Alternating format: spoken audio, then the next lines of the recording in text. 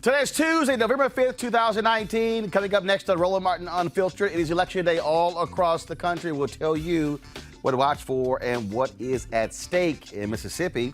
Jennifer Riley Collins wants to be the next Attorney General. We'll see what happens in that state with an exclusive interview with the African Union ambassador who was fired. She's here to explain. Also, white supremacist Richard Spencer's racist rants are revealed by one of his rivals. Plus, a Buffalo Wild Wings manager, actually two workers, fired for asking black diners to move because a white diner did not want to sit next to black folks. And in Kansas City, voters go to the polls today to rename after the Reverend Dr. Martin Luther King Jr. That's right, there's no such street. It's time to bring the funk on Roland Martin Unfiltered. Let's go. He's got it. Whatever the miss, he's on it. Whatever it is, he's got the scoop, the fact, the find. And when it breaks, he's right on time and it's rolling. Best believe he's knowing. Putting it down from sports to news to politics. With entertainment just for kicks, he's rolling. It's on go, y'all.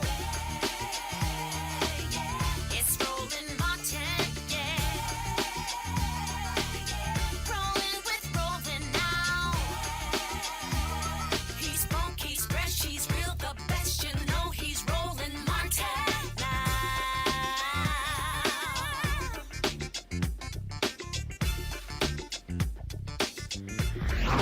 Martin! All right, folks, it is election day all across the country. A number of places we are looking at major races. First, in Kentucky, could Democrats take back the governor's mansion? The question is, that was a race that has now turned on the issue of health care and abortion in Mississippi. Democrats tried to crack the Republican stranglehold on all statewide offices. And in Virginia, could we see the anti-Trump folks win where Democrats are poised to take over the legislature in Virginia? You might recall in the last election, the House was decided by a coin flip when both races tied. Well, we're looking at all of those races as well, in addition to what's happening in Kansas City, where voters are going to the polls over the naming of a street after Reverend Dr. Martin Luther King Jr. And so it's going to be quite an interesting day. This, of course, is going to be a precursor to 2020. We're also looking at mayoral election in Houston, where Sylvester Turner, the second black mayor in Houston's history, is running for re-election. And so he is being targeted by a couple of white candidates, including an African-American candidate who's on the city council. Well, many people are asking, why in the hell is the white Boykins even running for mayor against Turner? His presence could potentially, depending upon how many votes are cast, potentially knock Turner out of the runoff. And so we'll see what happens there as well. And so it is quite the busy day. Let's go to our panel first and foremost. First of all, Dr. Jason Nichols, Department of African American Studies, University of Maryland. Kelly Bethea, Communications Strategist. Melik Abdul, Republican Strategist. Jason, was interesting when you look at here, Virginia, all eyes are on Virginia. This is a state that Republicans thought they could potentially flip. They have been getting clocked in Virginia, and Democrats have been running very hard, and their goal is to take over the legislature in Virginia. I think that's incredibly important. I think it's really good that the Democrats are finally focusing more on local elections, focusing on the state houses across the country, particularly in an important place like Virginia. This is going to be incredibly important, and you know, as many people have noted already, this is an opportunity to actually win back some of these voters who don't normally vote for Democrats. I think that when you go through these state House elections, these are where people sometimes are more likely to vote their conscience rather than just their party. And hopefully in Virginia, the Democrats are able to retake that House. And, you know, this will be a wave that goes through the country in the next coming months. Kelly, we saw Democrats lose nearly 1,000 seats under President Barack Obama in his 8 years. In the last midterm, they reclaimed some 350 seats. They look to take a lot more. There's a ton of dissatisfaction with Donald Trump across the country. That is having an impact not only on Republicans in Congress, but also in the state houses. We see what's happening in Texas, a massive number of retirements in Texas because they're getting their clocks clean in the suburbs in those congressional areas as well. And so there's great concern in many of these places that are red, but also that are purple, that Donald Trump is a tremendous drag on the ticket and could very well bring the Republican Party down. Well, if they haven't figured out that he's bringing the Republican Party down by now, I mean, there's kind of, no hope in terms of like how the constituents of these respective districts will feel come voting day.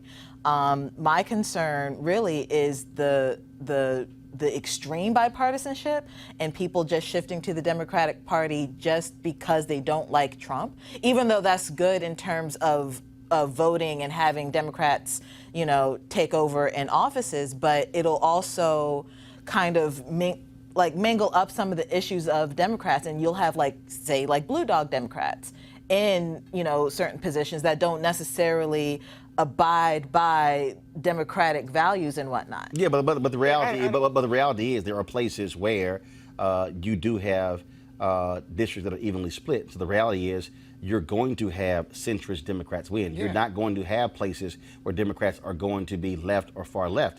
And so that is the difference between the Democratic Party and the Republican Party. In the Republican Party, you can forget the idea of being a moderate. They're very rigid. It's right or far right. And so you're more likely to have more centrist Democrats. But the reality is, in order for them to take over Congress, in order for them to take over state legislatures, they're going to have to win in those areas where Republicans have actually won. Melik, your party is very concerned because they got their clocks clean in the midterms. They lost a number of places where Trump won 10, 15, 20, 25 points. They do not want to see a bloodbath today. Well, first of all, go Nats. Yeah, especially y'all red MAGA hat wearing ones at the parade. The MAGA ones. Yeah, yeah. Go Nats. Well, I think you pretty much captured it in what you were saying about what happens. This is more cyclical than people are giving its due. You just mentioned the 1,000 or so seats that Obama lost. I don't know if that's an average as far as. No, it wasn't an average. What happened was in 2010, you had, of course, Republicans who won, but then you had massive voter suppression that was put in place by legislatures all across the country that also aided that also drove a lot of partisan gerrymandering that led to those seats. As a result, what you're now seeing are Democrats who are now actually running far more folks across, like in North Carolina, they actually ran in every single position. In Virginia, they began to run in places where normally they would not run. And so now Republicans are having to defend races where they normally didn't. Yeah, but I think my point is still the same. I don't think that the idea that the party in power losing seats or maintaining or losing one house or the other, I don't think that that's something that's different. Of course, the Republican Party, we're going to want to fight all of our elections, any contested elections or not. I give the Democrats credit, just like I gave the Republicans credit, of those who are willing to go into these districts. Will Hurd is another example. Just a lot of conversation about Will Hurd down in Texas, but Will Hurd, I think, won with about 47% or so of the vote the last time. So there wasn't like there was this groundswell. Well, first of all, in his district, actually. Which is not. Yeah, go ahead. Well, no, but let's be clear. First of all, that because of the Latino population, there were 5 districts that were actually created that were new. Right. Republicans actually drew 4 of them to benefit them, only 1 Democrat. Yeah. So they drew that district for the purpose. Right. They barely won that. But Jason, the real deal, what you're facing here is Republicans. They've lost state seats in places where Trump won big. To act as if you do not have an anti-Trump view among moderates, among independents, even among Republicans, that's real. No, absolutely. I think that there is a backlash. I think this also comes down to turnout. And, I think that Democrats, what you were saying, I agree with it mostly, but I think Democrats have to take a little bit of responsibility for the bloodbath under Obama. They didn't focus on those smaller elections. And that's one of the reasons why Republicans were able to take advantage. And then when they all got in, one of the first things they did in places like North Carolina was voter suppression. Voter ID, all that kind of stuff happened because Democrats were focused on national elections Right. and not quite as much on the local elections, and they changed strategy this time. Well, and I think that they were focused on local races. Obama wins, kicks out Howard Dean, pulls in his folks, and he wasn't concerned about the national Democratic infrastructure, and that was the problem. And so, and that was a huge issue, and they knew they had to fix that. He was more concerned about organizing for America, Obama for America, which became Organizing for America, which actually was competing with the DNC. Now what you have seen is you've now seen state parties after 2016. They made more demands of the parties, said we need more of the money returned to our coffers, and now they're actually competing. And also what you got to benefit from Bernie Sanders' group, Our Revolution, in terms of running folks. Also, you look at other groups out there who understand that you cannot, that the focus cannot just be what's happening nationally, that you have to understand what's happening in state houses. And that's why also it's important. Now, we talked about voter suppression as one of the issues there. And so how do you also focus on what's going on? That is, you have to watch what's happening when it comes to the votes. Joining us right now is Mitzi Jones, Senior Legal Mobilization Coordinator, the Lawyers Committee for Civil Rights Under Law. And so we're going to go to Mitzi in just a second. But they're constantly watching out for what's happening in terms of these different places. And so, but actually, I'm going to go back to her. Let me pull up Jennifer Riley Collins. She's running for Attorney General in Mississippi. Jennifer, in terms of what is turnout looking like in Mississippi today?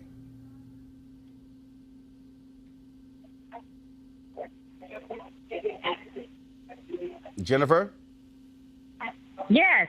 Yes. What is turnout looking like in Mississippi today?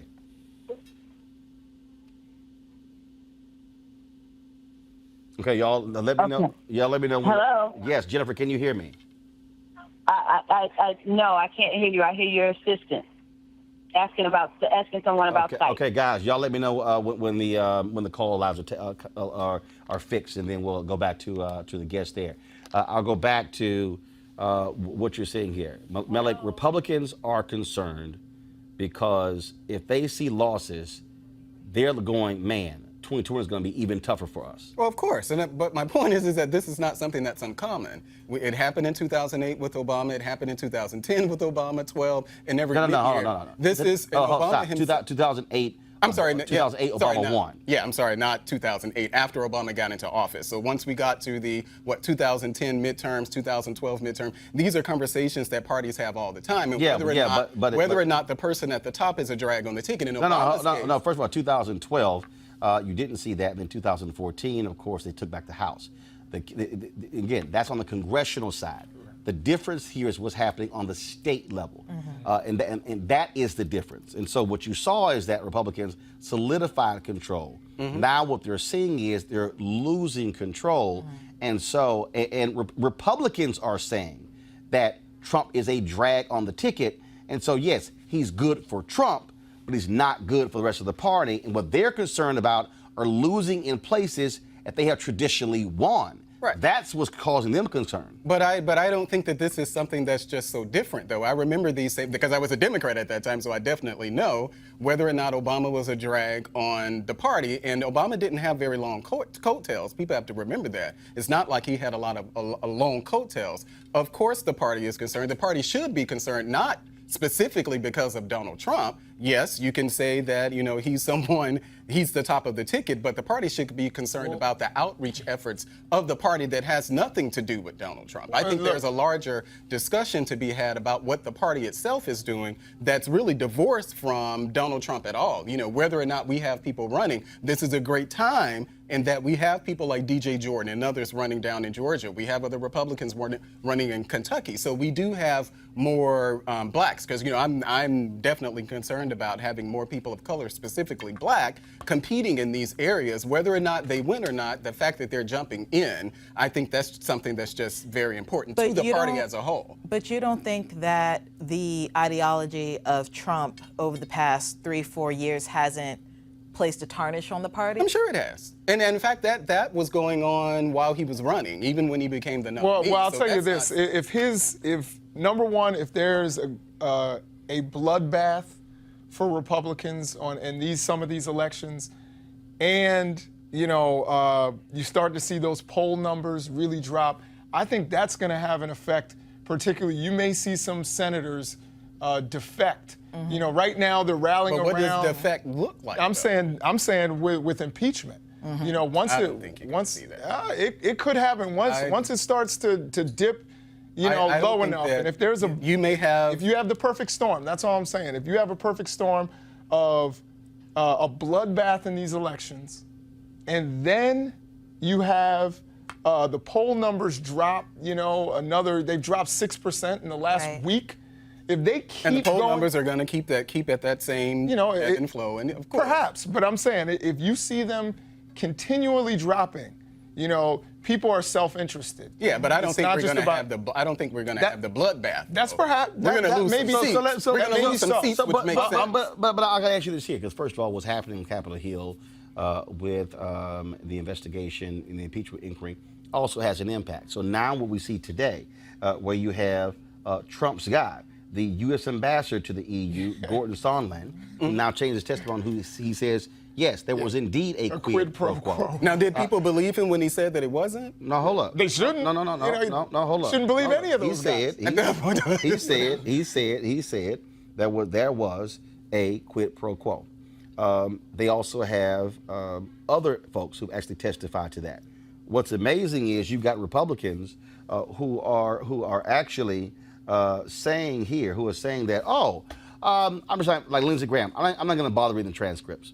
Now you have Republicans who are saying we're going to admit to a quid pro quo, but we're going to say, well, it was harmless. Yeah. Well, that's really the. So how often? So right. Yeah, but that's something that happened in politics all the time. No.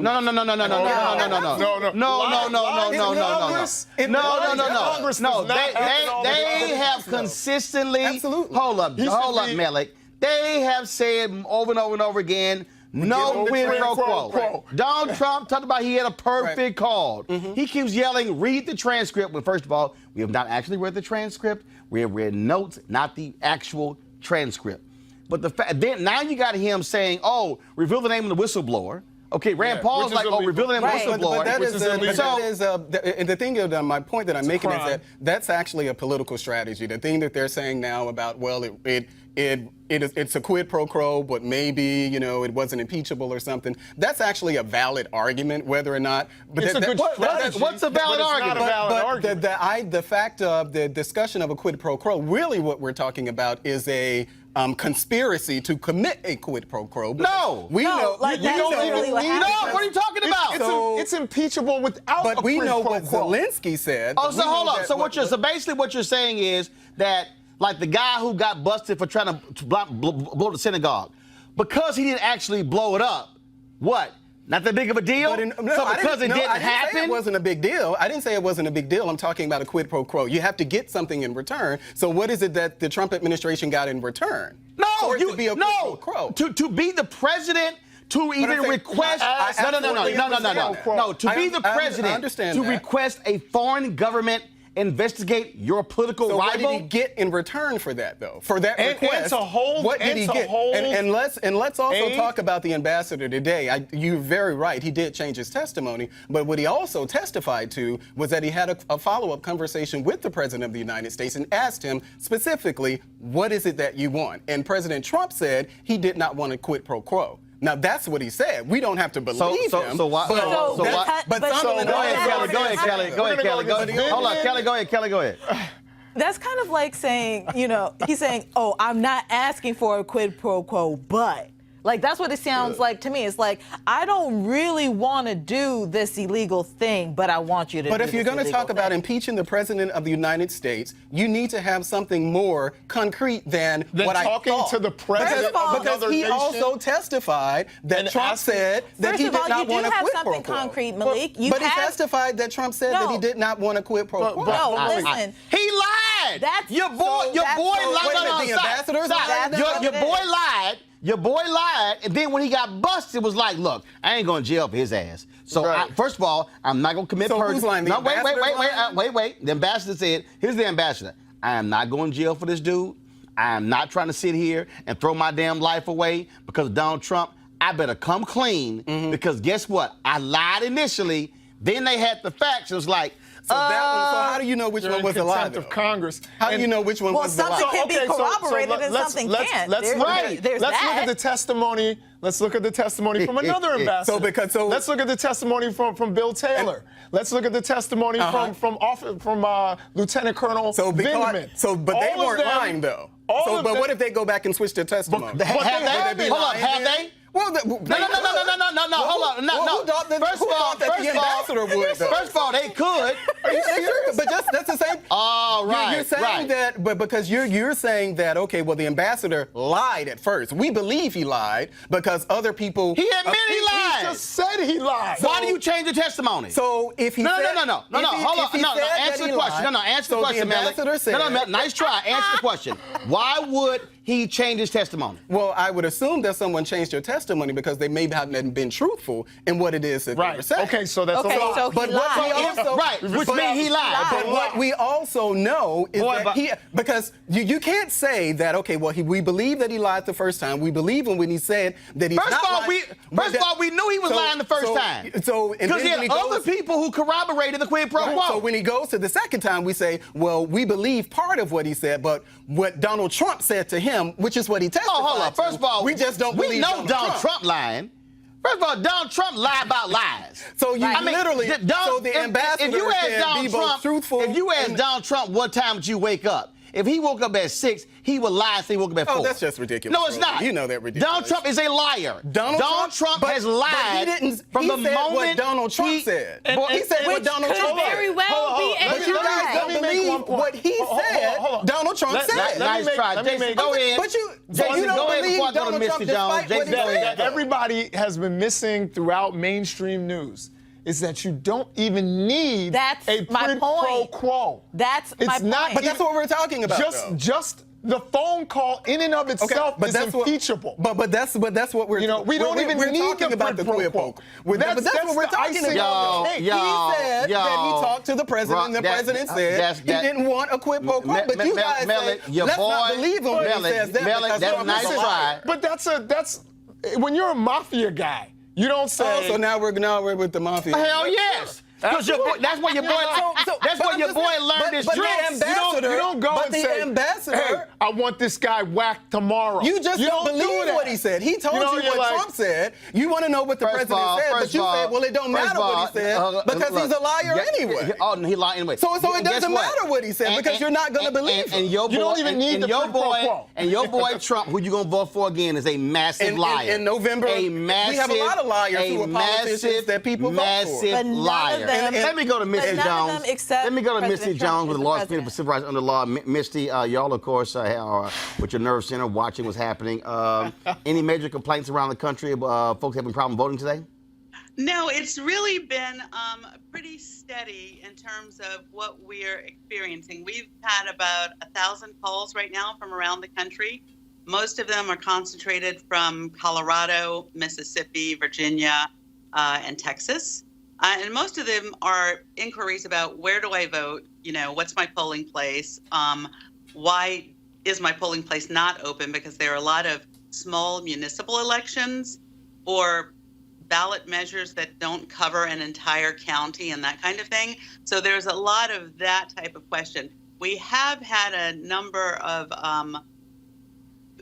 complaints about, poll workers going into polling booths with people and trying to help them or decide who to vote for and that kind of thing. But those are really minor. They have not been significant.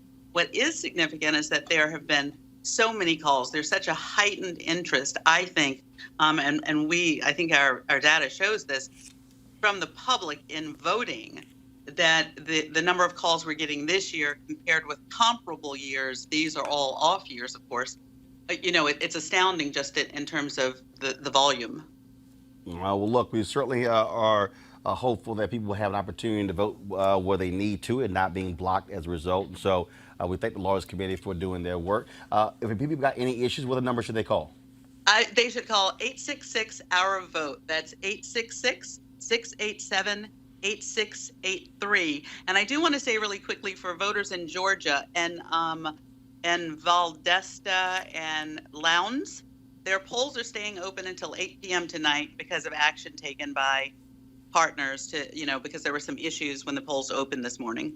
All right, then. Misty Jones, we certainly appreciate it. Thanks a bunch. Great to talk to you. Thanks. All right, folks, going to go to Bye. a break. When we come back, we'll talk with the former ambassador to the AU, fired. She says, whoa, is it because I criticized France? We're going to explain. We'll hear from her in this exclusive interview that's next, Roland Martin Unfiltered.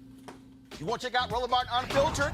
YouTube.com/Roland S. Martin. And subscribe to our YouTube channel. There's only one daily digital show out here that keeps it black and keep it real. It's Roland Martin Unfiltered. See that name right there? Roland Martin Unfiltered. Like, share, and subscribe to our YouTube channel. That's youtube.com/Roland S. Martin. And don't forget to turn on your notifications so when we go live, you'll know it. All right, folks, it's the holiday season. This is when you think about spending time with family and friends. This is also when you count your blessings and support those less fortunate. This year, be a holiday hero and change someone's life forever. Right now, hundreds of thousands of Americans are sitting in jail without being convicted of a crime. Why? Because they lack the financial resources to pay their bail. Now, think about it. You are arrested for a minor offense, you'll be taken directly to jail. If you don't have bail money, you will stay there until a court date is scheduled. That could be days, weeks, or even months. Simply put, America's bail system is broken for people of color. Freedom should be free. That's why the Ebony Foundation has partnered with the Bail Project and is sponsoring the Home by the Holiday campaign. The Bail Project has helped bail out thousands of people over the years, and with your help, they plan to bail out 1,000 people by New Year's Day. Now, a donation from you today can change someone's life tomorrow. Of course, upwards of 90% of people in jail across the country are people of color. Of course, without bail, nearly 90% of those charged with misdemeanors plead guilty. However, with paid bail, less than 2% received a jail sentence. Sometimes justice just needs us. To be a holiday hero, donate $25, $50, or more to help the Ebony Foundation bring our brothers and sisters home by the holiday. To donate, go to homebytheholiday.com. It's homebytheholiday.com. So please step up and do it now. All right, folks, the African Union has come under fire for terminating the appointment of Arikana Chihombori Quayle. Is that right? That's correct. Okay, got it. It's ambassador to the United States. Now, a spokesperson for the AU chairman's office says that she has come to the end of her political appointment after spending 3 years in the position, but her supporters believe that she is being punished for her views. Joining us now for an exclusive interview about her dismissal is the former AU ambassador to the United States. So, you were appointed 3 years ago. Who appointed you? It was the then chairman of the African Union, Her Excellency Nkosazana Dlamini Zuma. And who made the decision to end your tenure? It was the current chairperson, His Excellency Mustafa Faki Mahamat. All right, and so did you have any knowledge that they were unhappy with your performance? Was it something that you said, something that you did? Did it catch you completely by surprise? It wasn't really a surprise. I think based on some information I had been privileged to, which I really can't disclose at this time, about 5 months earlier. So it wasn't really a surprise as such. And so this cause, this has been lots of discussion back and forth, obviously, from your supporters. And they say that your breakdown of the history of how modern-day Africa was created, colonization, and the control or impact France has had on many African countries is why you were let go. My supporters feel that way, and there's some suggestion and some evidence. Like I said, I'm not privy to that information, but I would. There is some evidence to that effect. Yes. So you believe that France is still trying to silence you? Do you believe that? Let me put it this way. Maybe I lasted longer than I probably would have based on my views on France. And it's not even my view. It's basically stating the facts in terms of what France is doing to Africa. What they're currently doing? What they're currently doing and have been doing for decades since the quote-unquote independence of the former French colonies, yes. So what is happening? Because look, the reality is a lot of Americans are not necessarily hearing about what's happening in African nations. 7 of the top 10 fastest growing economies come from Africa, but you also have a significant impact of the Chinese in many African countries as well. And so do you believe that the government of France still has a lot of control over a number of African nations, of their former colonies? They have significant control over all of their former colonies, specifically 14 of them. Just to give you the highlights of what they did when they were giving the independence, so to speak, to their former colonies, they forced them to sign a document which they are calling the Pact for the Continuation of Colonization. You have to understand, on one hand, they are saying we're giving you independence, which turned out to be mostly political independence, but that you also have to sign this document, which is titled the Pact for the Continuation of Colonization. So you're going to be independent, but you have to agree to continue to be colonized. So 2 countries said absolutely not. We are not going to sign those that document. Those 2 countries? Mali and Guinea. Okay. And what the French did, they went into those 2 countries, took everything that they thought they had brought to those 2 economies, poured concrete into the sewage pipes, and completely devastating the 2 economies. This was done as a way of letting the other countries know that if you do not sign this document, this is the fate that awaits you. How has that negatively impacted those African countries? It has impacted them terribly, terribly, terribly. If you look at it, you give up your, the Pact for the Continuation of Colonization said those countries were expected to deposit 85% of their bank reserves back then with the French Central Bank under the control of the French Minister of Finance. And should those countries wish to request some of those monies, because remember they were only left with 15% of their reserves, then they would have to submit a financial statement for the country, and if approved, they could only access up to 20% of whatever they had deposited the year before as a loan at commercial interest rates. The only difference now is the 85% deposits have now been lowered down to maybe between 50 and 60%. But the countries are still forced and required to deposit their bank reserves with the French Central Bank. So picture this situation. You are depositing all your monies with France. Should you need some of your money, you get it as a loan at commercial interest rates. So immediately, you have a credit with France, but you begin to owe France. This has been going on and continues to this day. So combined, the 14 countries are giving to France cash, cold hard cash, over $500 billion every year. And France takes that money and invests it in its own stock market under the French name, and the countries may or may not know the returns. Currently, for every 14 billion that France takes out of Africa, by the time they finish investing it in the French stock market, they are realizing upwards of 300 billion. So you do the math to see how much money France is taking out of Africa every year. And yet France has the audacity to then look at African countries and call them poor countries. Why would poor African countries give $500 billion to France year in and year out?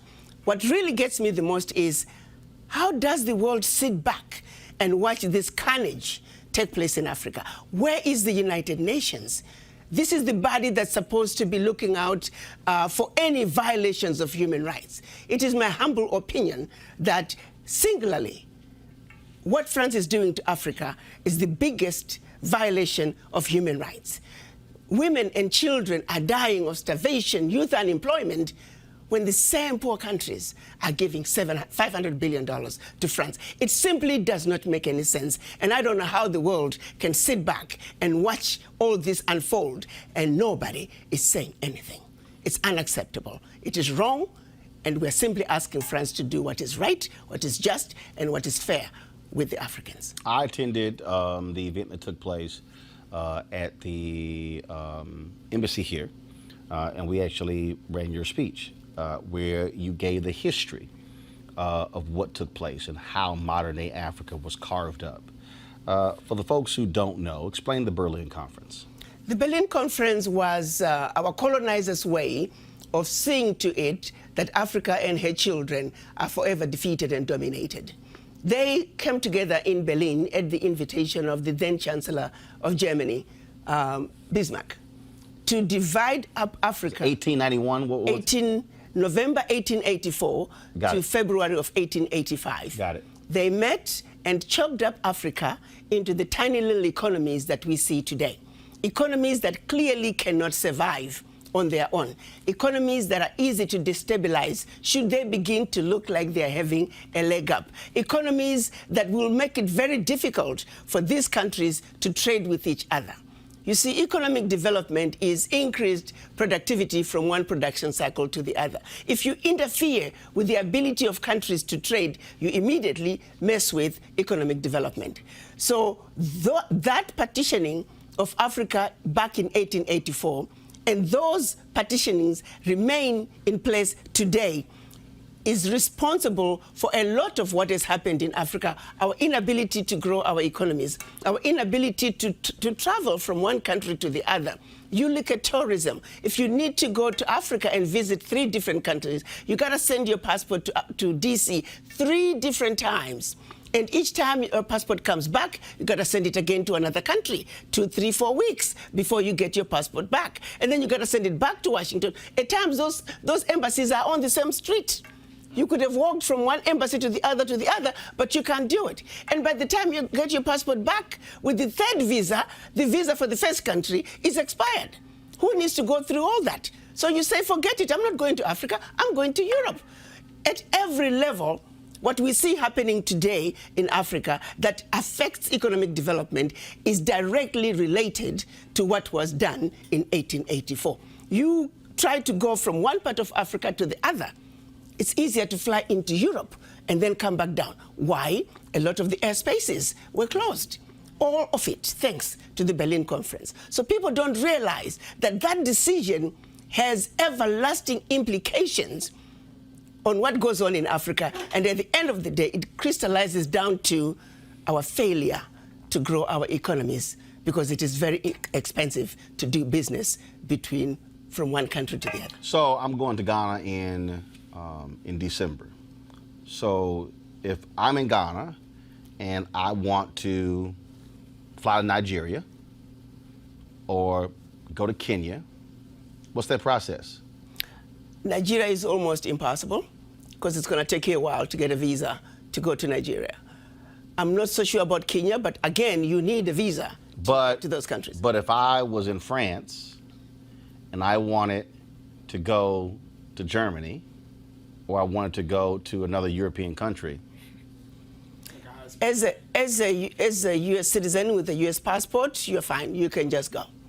If you're from another country, you can actually just apply for what they call a Schengen visa. A Schengen visa allows you to travel throughout Europe. One visa will allow you to travel throughout Europe. Okay, but what I'm trying to understand is, so those rules that were set up that prohibits me from being in Ghana and deciding to say, hey, I want to go, the next 3 days I want to go to Nigeria. Those rules were set up when? Those rules were set up back in 1884. However, we as African leaders now are beginning to realize that we need to do something about this. So a lot of them now, within Africa, we have what we're calling visa on arrival, where you show up at the borders and you can apply for a visa and you get it. But not all countries are doing visa on arrival. So you have to check the website of every country to see what, for your particular passport, what are the visa requirements. This is, go to my, actually it went away. I'm trying to pull this map up. And once we have it up, I want to pull it up. Because I want to show, so give our folks a sense of Africa before the Berlin Conference and afterwards. Because when I look at this map, what I see is, I don't see as many countries as we see today. So we see, Henry, go to my iPad, please. So this is a map of Africa before the Berlin Conference. Correct. So what we were prior to the Berlin Conference, we were massive, powerful kingdoms. Kingdoms with well-established religious and educational systems. Kingdoms that preceded the Greek civilization, the Roman Empire. If the truth be told, civilization began in Africa. Have you ever wondered why? When they talk about Greek philosophers, the mathematicians, they were sent to Egypt for training, to Egypt for advancement. It's because Africa already had it. The pyramids, the Zimbabwe ruins, they were there over 2,500 years before the Greek civilization, 2,500 years before the Roman Empire. It all started in Africa. That's part of the history that was cut out, and they set out to get us to forget that life as we know it began in Africa. Civilization as we know it began in Africa. The Europeans stole it from us. Explain the difference between the AU and the AUC. The African Union is the membership of all the 55 African heads of states. The African Union Commission is the working organ of the African Union. So the African Union has a president who's always another head of state, and that membership is for 1 year. The working organ of the African Union is the African Union Commission, and it also has a chairperson. That term is 4 years, and that's who Chairman Musa Faki Mahamat is. Jason. So, I wanted to ask a question, and if you knew, I have a friend who's from the Comoros Islands, and he was telling me about the difference between some of the other islands, and in particular, one island that's under French control called Mayotte. I was wondering if you could expand on that and tell me a little bit about. Well, basically, it's like when you go to the Caribbean. You can even go to St. Martin.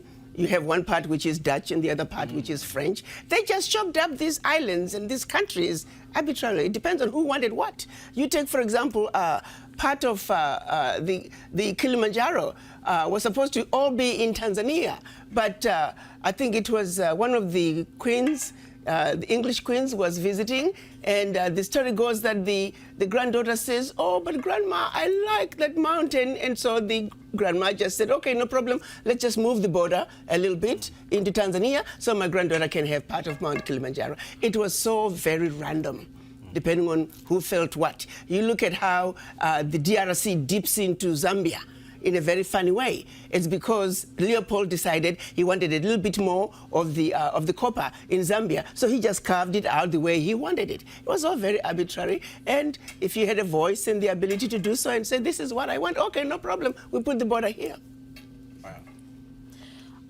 You mentioned earlier how you don't understand how the UN or any other global humanitarian entity has not interfered and, acted on behalf of AU, AUC, et cetera. I have that same concern now that I'm listening to you. But has there been a process? Is there a process to act against France legally regarding the UN, The Hague? Anything, because this to me seems like a clear violation of humanitarian laws, especially your recollection of them dumping concrete into sewers. It is a serious violation against humanity. Well, let me say, over the years, we have had some heads of states who have tried to pull out of the pact for the continuation of colonization. Sadly, there were coups in those countries, and they found their heads simply put, on the chopping block. They were assassinated. So the realities and the fear that countries might have are real because of the consequences from France should they decide to pull out. So there really hasn't been.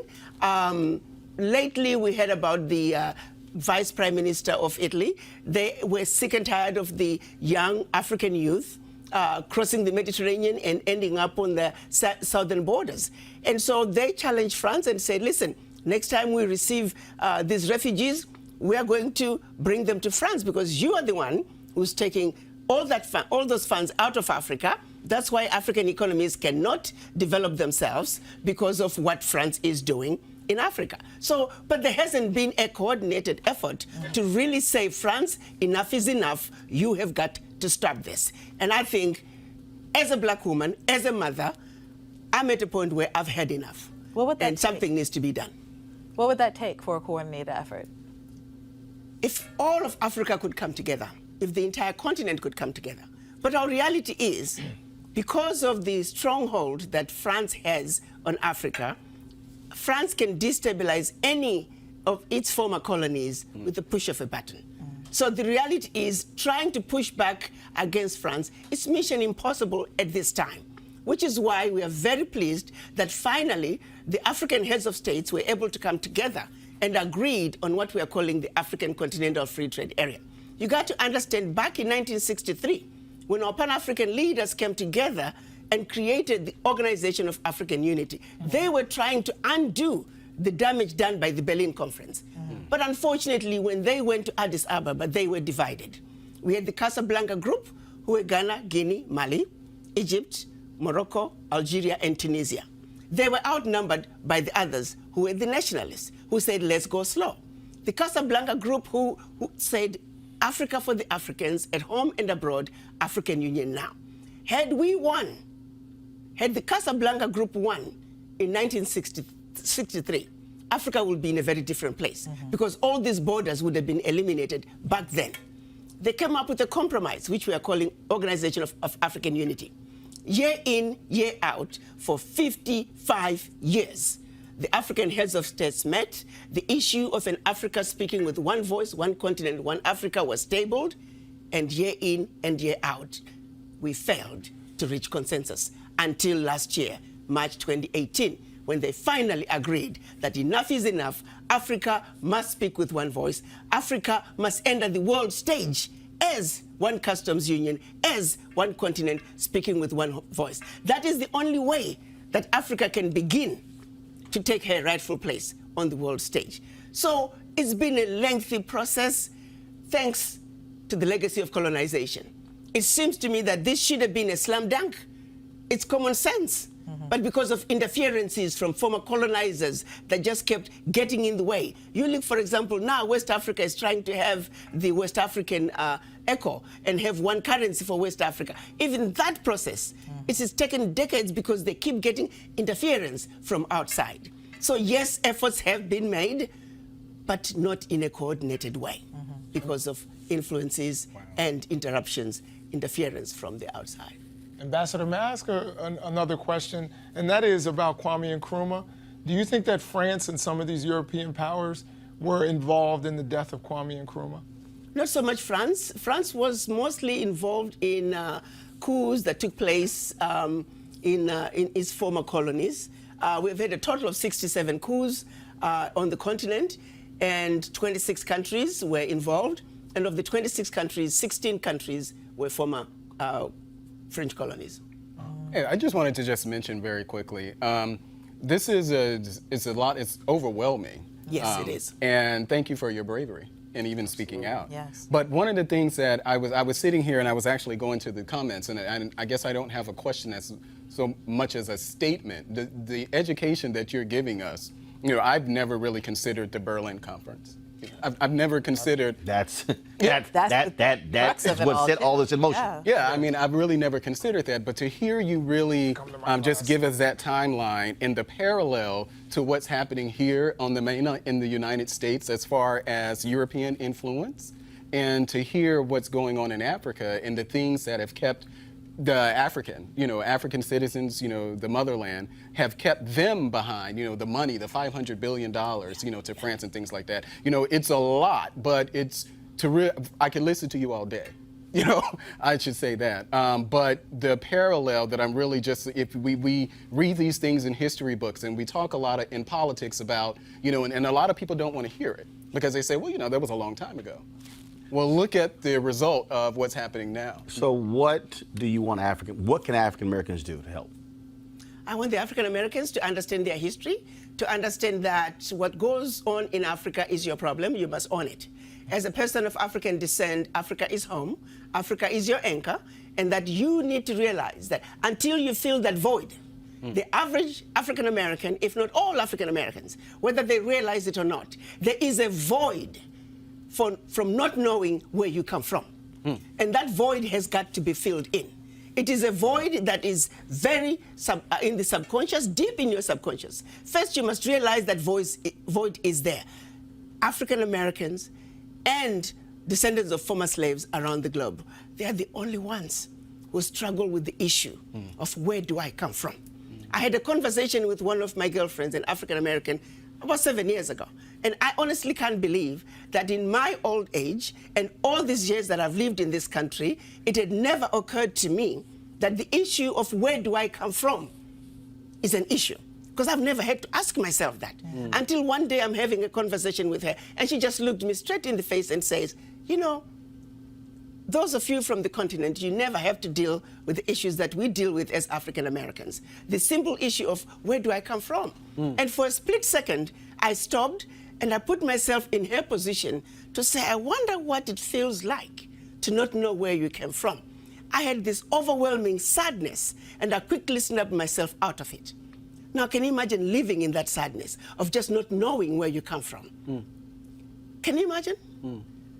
And since then, I have been looking for it when I interact with my African American friends. I remember one time we had an event, and this top executive was one of the speakers, but she spoke after me, and I talked about this void and the need to reconnect. She started encountering an experience she had while just on a retreat with co-workers. And everybody was talking about where they come from. I'm German American, I'm Irish American. And as they were getting closer to her, it dawned on her that she didn't know where she came from. And she didn't know what she was going to say. And right there on the stage, she broke down. I mean, she could not stop sobbing. I had to go on the stage to hug her because she said, I didn't come here to break down. She never realized that there was this void that was so painful. But because of the environment we were in, she was able to go there. And once she got there, her feelings, she was able to express her feelings. So I want the African Americans to know that Africa is home, that what is going on in Africa is your problems and you must get involved. Until you reconnect with your anchor, which is Africa, you'll always be like a palm tree. When the wind blows this way, here we go. When the wind blows that way, here we go. Africa is home. Accept it. It is who you are. Your DNA is the DNA of an African. Your DNA is the DNA of originality. You are the origin of humanity, and Africa is home. Reconnect. The African heads of states, they agreed on a decision this year which they called ARA 400. ARA standing for return, 400 standing for the 400 years. They declared once and for all that descendants of former slaves, Africa is their home, and that you must come home. Understand that you are welcome, and don't let anyone make you believe that your suffering was worse than those who stayed on the continent. Do you believe seriously that where they took your forefathers, they left a bed of roses? They left a land of milk and honey? The answer is no. Look at what Leopold did in the Congo. Over 75% of the population was killed. Look at what the British did to the Kikuyu. Look at what the Germans did in Namibia. The carnage continued. And to this day, actually, the carnage in Africa continues. The colonizers have never left Africa. They must get out of Africa. Whatever it takes to get the colonizers to treat Africa fairly, we are simply asking what anybody else on earth would be asking for, to be treated fairly and for them to do the right thing. What's next for you? Well, I'm going to continue with the movement. I think we, people of African descent, must understand that Africa is home. But on my priority is to see to it that France abolishes the Pact for the Continuation of Colonization. We, the poor African countries, can no longer continue to give billions of dollars to France. That has got to stop. And if it is the last thing that I do before I die, I will stay on it until it's done. Ambassador Chiambori Quayle, we appreciate it. Thank you so very much. Thank you. All right, folks, got to go to a break. When we come back, more Roland Martin Unfiltered. You want to support Roland Martin Unfiltered? Be sure to join our Bring the Funk fan club. Every dollar that you give to us supports our daily digital show. There's only one daily digital show out here that keeps it black and keep it real as Roland Martin Unfiltered. Support the Roland Martin Unfiltered daily digital show by going to RolandMartinUnfiltered.com. Our goal is to get 20,000 of our fans contributing $50 each for the whole year. You can make this possible. RolandMartinUnfiltered.com.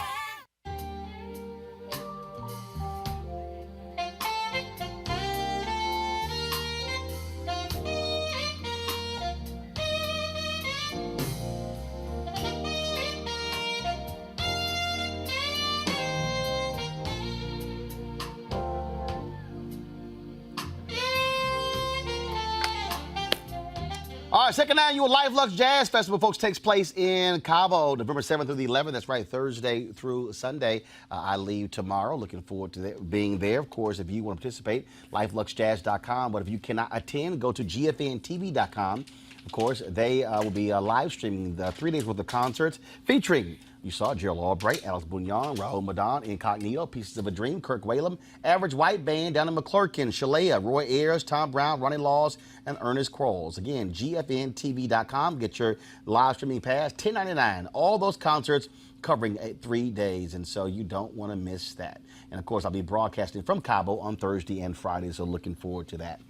All right, folks, 2 managers of a Buffalo Wild Wings in Illinois have been fired after a patron said they asked her group, which included black diners, to move because another customer in the restaurant was racist. Here, customer Justin Ball described what happened.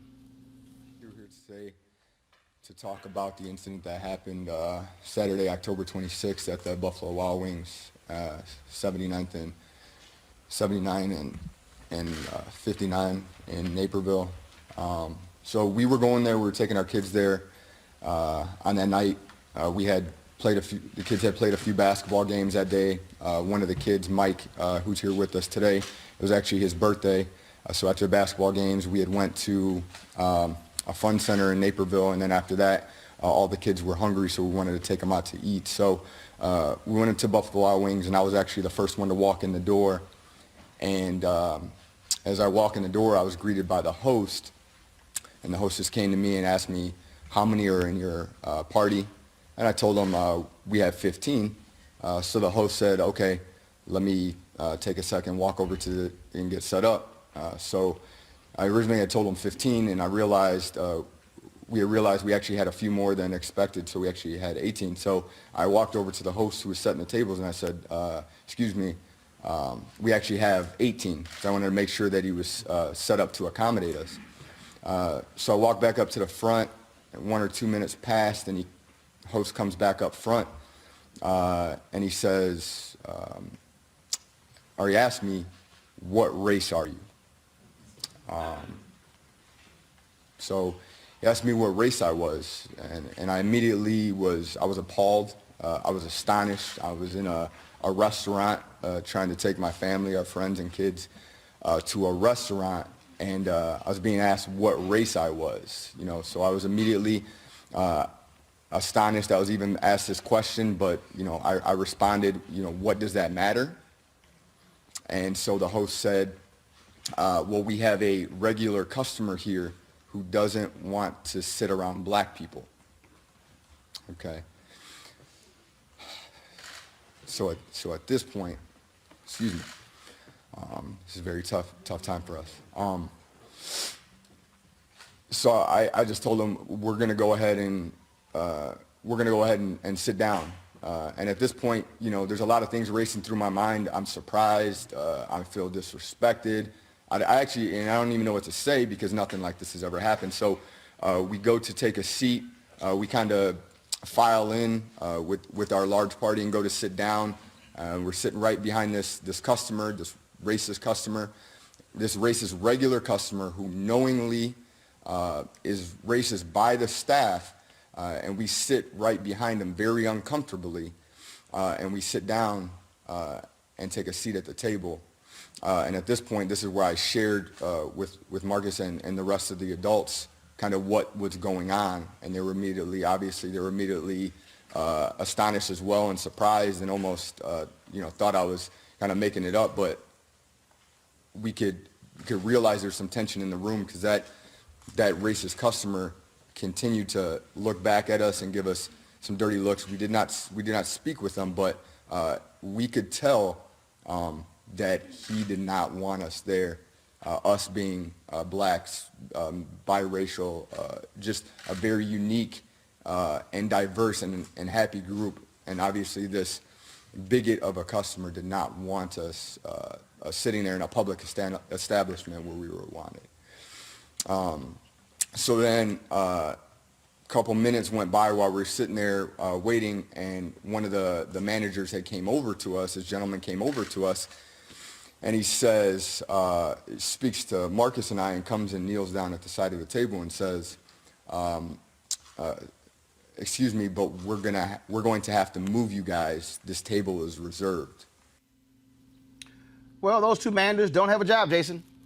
Yeah, and they shouldn't. I mean, it's almost mystifying that somebody who works at an establishment and is the manager would be so stupid.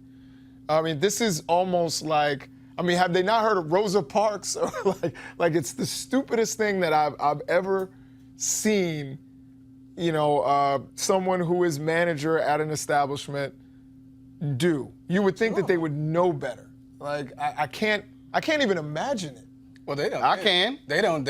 I don't think they would know better. I mean, this is something clearly that has been condoned. The fact that they know they were able to identify that their regular customer was a racist. So that's problem number one. I dig that, but my thing is, I mean, we saw the Starbucks thing pop off, which was far less than this. But no one thinks it's going to be them, aren't though. going to be that stupid. No one thinks that they're blatantly say, I'm with Roland on you that. can't be here because you're black, so we're going to move you for the convience of this Because customer. you don't That expect is anyone, crazy. you don't expect any noise to come out of it. I can assure you that this family, they're not the first family or person or person of color that this has happened to at that restaurant. The fact that they knew that they had a racist, not someone that they suspected to be a racist. Clearly, this is someone that they knew was a racist. And the only way that you know that that person is a racist is because you've interacted enough with them to say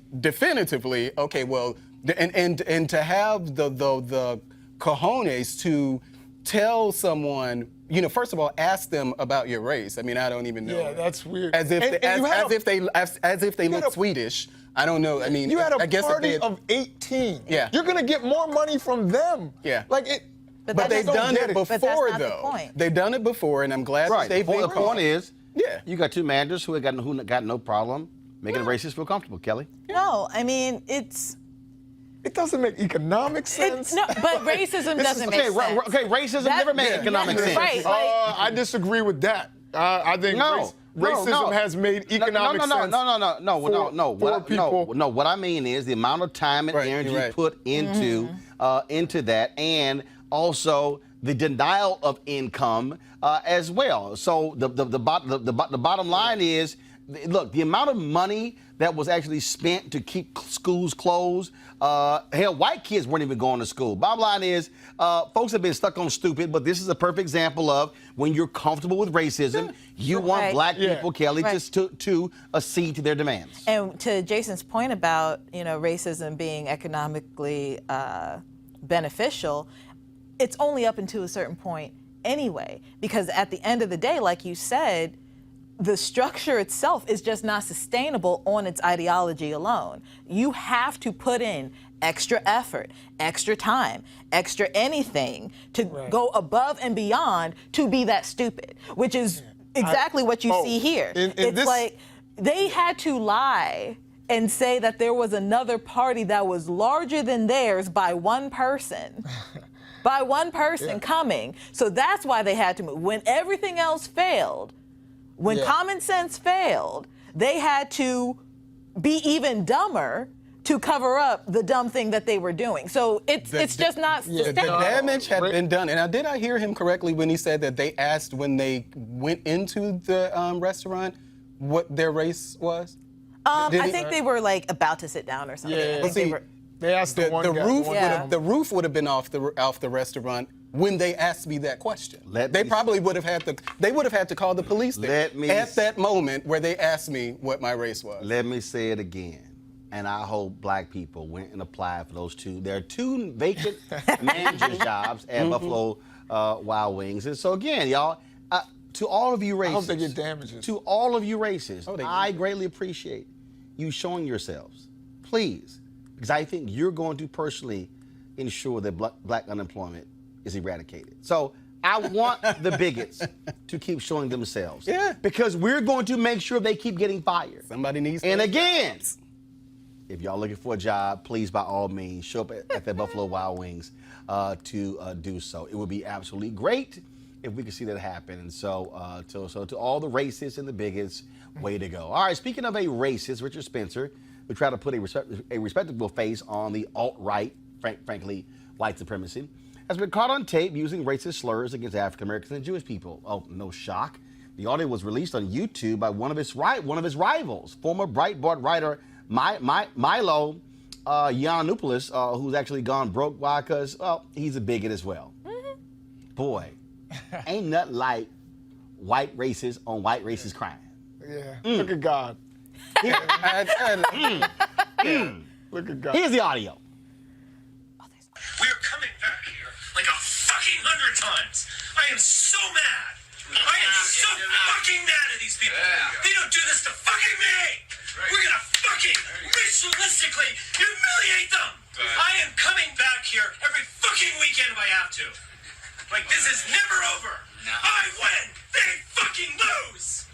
That's how the world fucking works. Little fucking kikes. They get ruled by people like me. Little fucking octoroons. My ancestors fucking enslaved those pieces of fucking shit. We're gonna win. I rule the fucking world.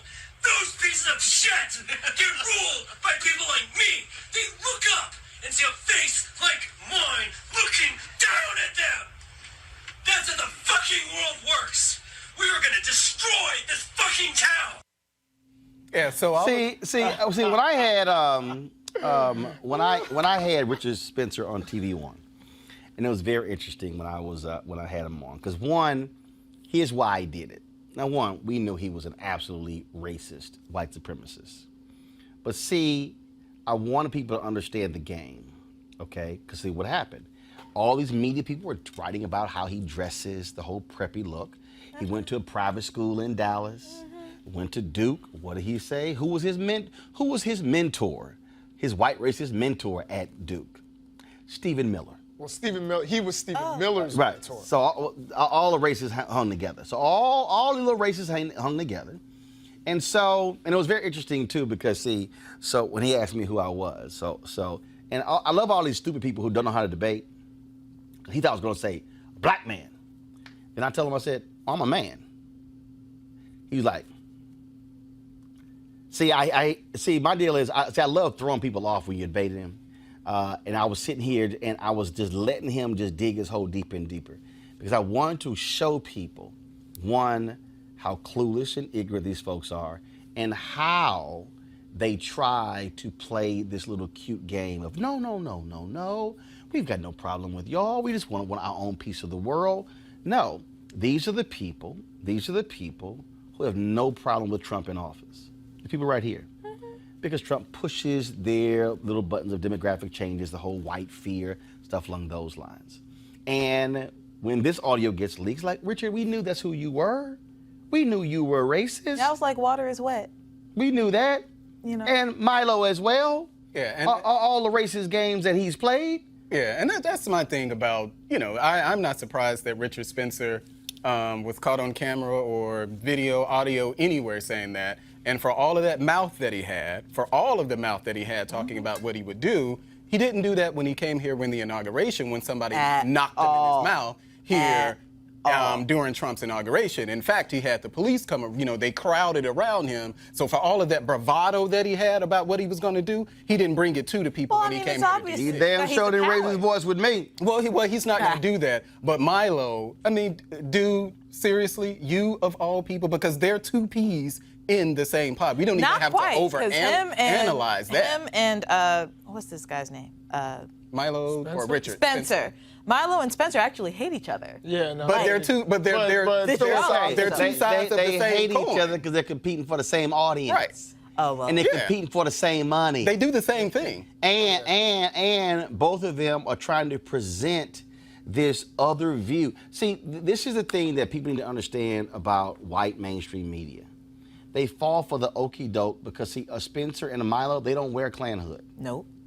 See, so it's it's how they dress. It's the tweed jackets with little patches and everything. And that's what made it fascinating to everybody. Precisely. Yeah. Whereas we always understood the White Citizens Council in Mississippi, in Georgia, in Dallas, and other places, they were made up of the respectable people. Right. They were made up of the judges, judges, the sheriffs, the mayor. Anybody saw the Taraji Henson movie Best of Enemies? which was a great movie. She did not play some lackey who was just sitting here making white folks feel comfortable. She played this hardcore black activist in Durham, North Carolina. And in that movie, her nemesis was the head of the Klan there. Mm-hmm. Well, guess who was in bed with him? Bankers, the mayor, the city council, and that's the reality.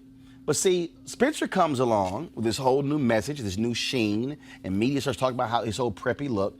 No, racist will be racist. This is what they say and do. And so you got Milo mad, lost his book deal, got kicked off YouTube. Lost like $2 million. All that complaining about. Sorry, no, he's $2 million in debt. Right, and complaining about how I'm broke, and I'm like, I really don't care if a bigot is broke. Sorry, that's what you are. And so it is hilarious just again watching these folks. But these are the people though. Melik, your boy wants voting for him. Who? You say that again?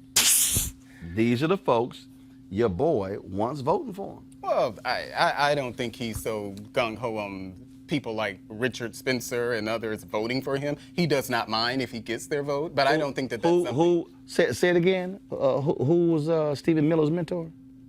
Oh, it's Richard Spencer. Well, you can draw the connection to Richard Spencer. I mean, to Stephen Miller, but no, I'm sorry. Wait, you can primary advisor. But I don't put Richard Spencer and Milo in the same One bag second. I just don't. You don't? No, you don't? How? I don't. Because when they put themselves in the same bag. Well, because hold on. Wait. I want to slow this down. I want you to enunciate it clearly. Yeah. So, Richard Spencer. that Richard Spencer. Yeah, that Richard Spencer, whiny guy that was whining. Richard Spencer. By the way, that was hilarious. I thought he sounded like he was going through puberty. I could. He really did. Like the cracking of the voice. But was the mentor for Stephen? You told me that. For Stephen Miller. Yeah, hold on. Wait. For the audience, explain who Stephen Miller is. Stephen Miller works in the White House. He's the person who's actually crafting the immigration policy for President Trump. Hold up. Not just immigration. Oh yeah, not just immigration. So if you're gonna ask me why I don't put them in the same box, I've never liked anything about Richard Spencer. I've never liked anything about Milo. You can disagree with some policies that Stephen Miller is advocating while he's in the White House, but from my perspective, Stephen Miller is not that racist, is not that white supremacist. So he doesn't. Have you taken a look at what's going on the border? Stephen Miller on tape doing this. But what's the racist policy that you're talking about on the border? Oh boy, we don't have time for that. But that's what I'm saying. So if you're going to ask me why I don't put them in the same bag, I'm saying you can disagree with but you can disagree with policies that are going on at the border without calling someone separating families, but how is that racist though? All right. That's what I'm saying. So now you're saying that separating families, that's a racist thing. That's not what I heard from this fool, Richard Spencer. Are they separating white immigrant families? Well, where are they coming? Are they crossing the border? Are they separating white immigrant families? But I'm just saying, are they crossing? Crossing the border? There are white. No, they're coming through planes, going over the border. But they're coming. But they're overstaying visas. They're supposed to go through the very same process. So why are the 100,000 Canadians who overstay visas and stay in the United States? But we're not separating people. But they're not separating people at the border who overstayed visas, though. They're not but they're not at the border separating people who overstayed visas. So that's intellectually dishonest to make that argument. Policy. But it's a policy that would have been implemented by probably any Republican. No, that's not true. Well, are you kidding me? Yeah, why wouldn't it? No, why wouldn't it? The only thing that you said about but we don't have the prices. Allowed more immigration. But we don't have the prices that we're having now. But I don't believe that this is something that's so out of step with the mainstream Republican Party. 1.6 million. That was the record was set under Bush. Right. He still didn't do the things that Trump is doing. But because Trump did it, does make it racist? That's not racist. You can disagree with it, but separating families is not a racist policy. It's a policy you don't agree with, but it's not racist. It's a convenient argument that the left likes to push. When you have Stephen Miller's own family, his own family called him out for his bigoted policies. His own family. What? I'm I'm not kin to him. I have people in my family who I'm not disagree with things that I say, and disagree with even me being a Republican. And that doesn't matter. And right, especially when you have family members who probably say, "What the hell are you thinking for voting Donald Trump and all the stuff?" Well, they do. I have friends who say it too. Yeah, absolutely. And guess what? They're right. No, they're not right. You just have they're wrong, just like you're wrong. You just have an opinion. I'm not wrong. You can't tell me what I'm right and wrong for doing. You listen to that woman talk about Africa. And after Donald Trump called Africa shithole countries, you were like, what a good education. Okay, but this is not what we're going to do. You heard what this is not what we're going to do on the set. This is not what we're going to do on the set. You heard my response to what she said. I can do whatever I want to do. You heard my response to what she said. I didn't say you called. You don't have to invoke Donald Trump in the argument. You heard what I said. You heard what I said on the set to this African woman who was talking here. So you don't have to do that. I understand it gets the hits and all that type of stuff, but you don't have to go there. You don't have to go there talking about how I'm talking about how I'm listening to this African woman and voting for Donald Trump. I have a mind of my own. I can listen to people all day long and disagree with things that they do. But you didn't disagree with her. Well, I didn't disagree with her. You agreed with her. But what she said was nothing about Donald Trump. She was talking about what's happening with France and Africa. I understand. So France can do that. This is the anti-Trump resistance. I understand that. But you don't have to tie me listening to her and then talk about why am I supporting Donald Trump when over 90% of black people vote Democrat anyway. So you don't have to you don't have to do that. But you don't see the parallels? What do you mean? What parallel? Well, let's talk about policy. What is Trump stealing from black people? Okay. Well, I'm just saying, if you're saying the parallel, what's the actual parallel to what this sister was talking about as far as what's going on in Africa and what's going on in the United States of America? When he said Nigerians won't go back to their huts. Wait, easy. Well, hold on. He's talking about the dehumanization of African people. She discussed a policy. She discussed policy. You're talking words that came out of somebody's mouth. So let's go with the policy. No, actually, he's not talking. Well, yes, he is. Excuse me. Excuse me. Well, that's what he just said. No, excuse me. But I am going to state facts and I just heard what he receipts. just said. Donald Trump has changed policy led by Stephen Miller when it comes to dealing with Liberians. They've changed policy when it comes to limiting what they call refugees down to a low of 18,000 a year. The people, excuse me, I'm not done. The individuals who helped us in Sudan fight terrorism, they basically said, y'all can't come here.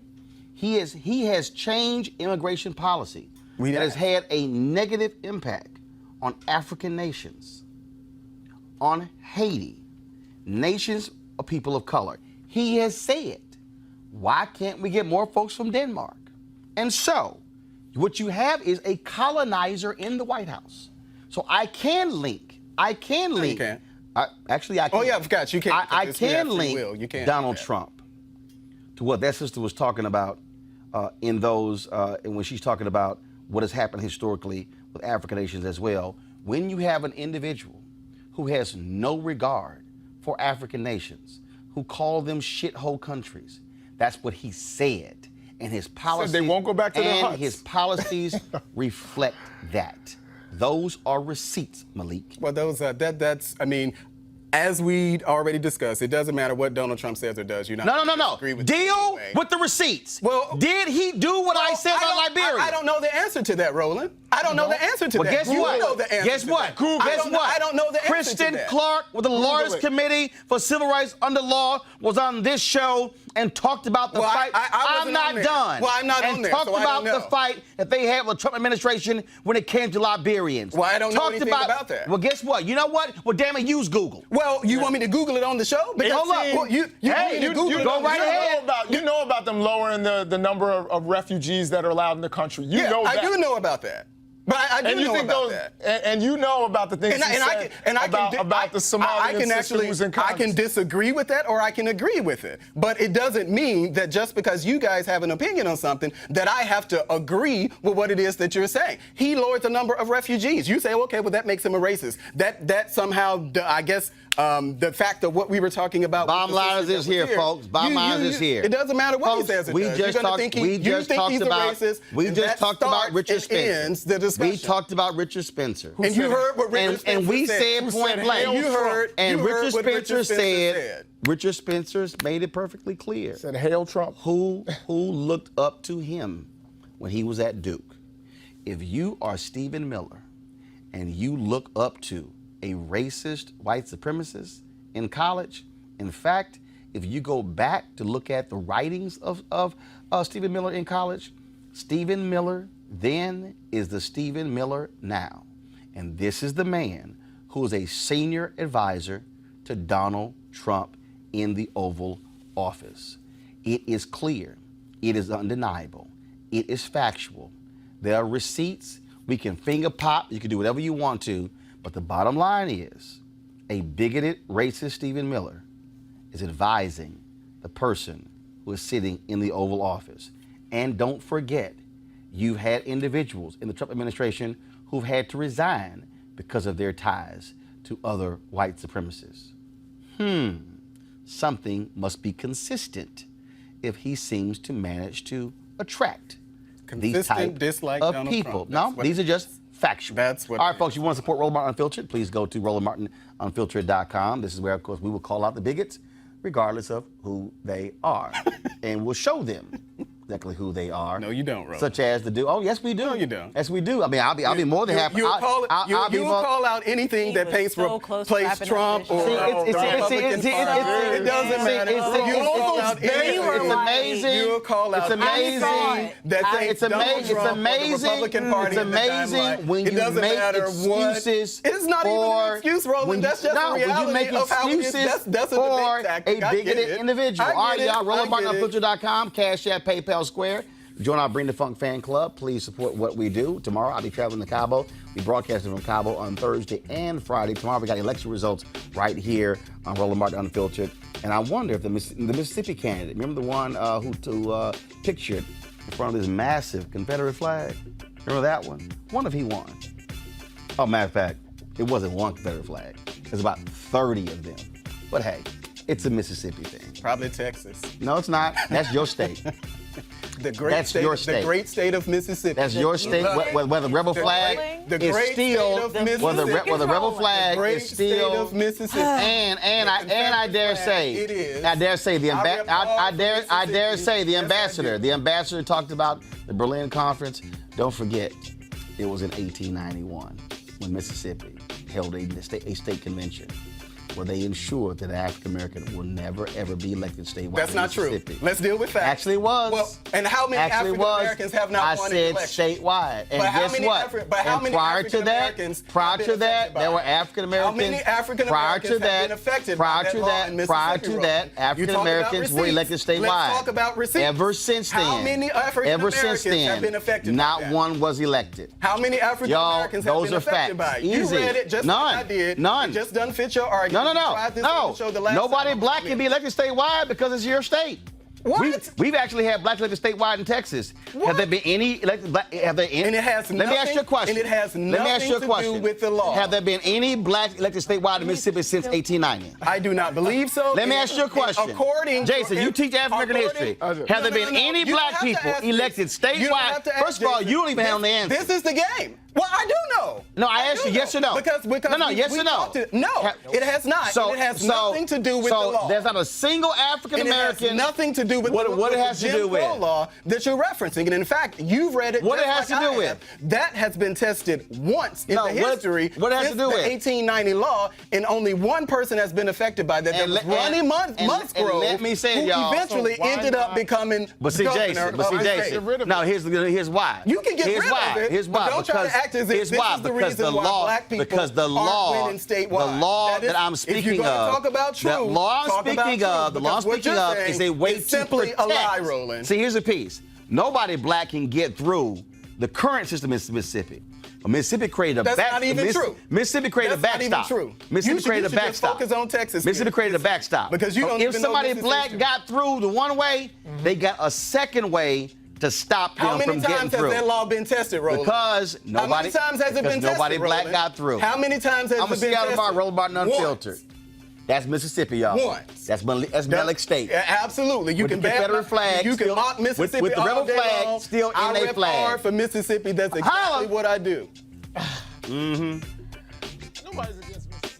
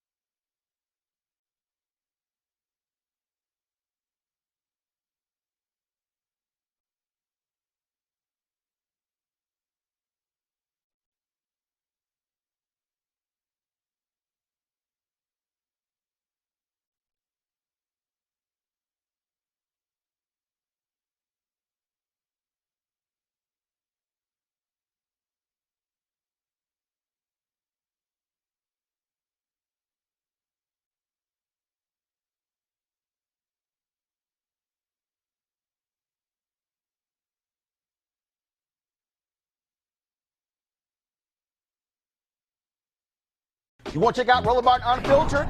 YouTube.com/Roland S. Martin. And subscribe to our YouTube channel. There's only one daily digital show out here that keeps it black and keep it real. It's Roland Martin Unfiltered. See that name right there? Roland Martin Unfiltered. Like, share, and subscribe to our YouTube channel. That's YouTube.com/Roland S. Martin. And don't forget to turn on your notifications so when we go live, you'll know it. You want to support Roland Martin Unfiltered? Be sure to join our Bring the Funk fan club. Every dollar that you give to us supports our daily digital show. There's only one daily digital show out here that keeps it black and keep it real. It's Roland Martin Unfiltered. Support the Roland Martin Unfiltered daily digital show by going to RolandMartinUnfiltered.com. Our goal is to get 20,000 of our fans contributing $50 each for the whole year. You can make this possible. RolandMartinUnfiltered.com. This is Diala Riddle, and you're watching Roland Martin Unfiltered. Stay woke. This is Director X, the director of Superfly on the red carpet, or the black carpet, and you're watching Roland Martin Unfiltered. Yo, what up, y'all? This is Jay Ellis, and you're watching Roland Martin Unfiltered. Hi, I'm Chaley Rose, and you're watching Roland Martin Unfiltered. I'm Lex Scott Davis, and you are watching Roland Martin Unfiltered. Hey, what's up, y'all? It's your boy Jacob Lattimore, and you're now watching Roland Martin right now.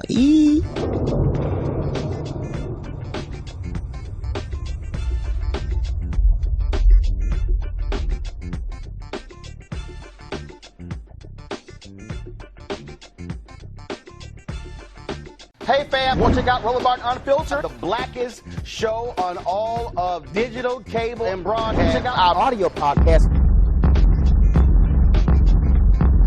There's only one daily digital show out here that keeps it black and keep it real. It's Roland Martin Unfiltered. Press play.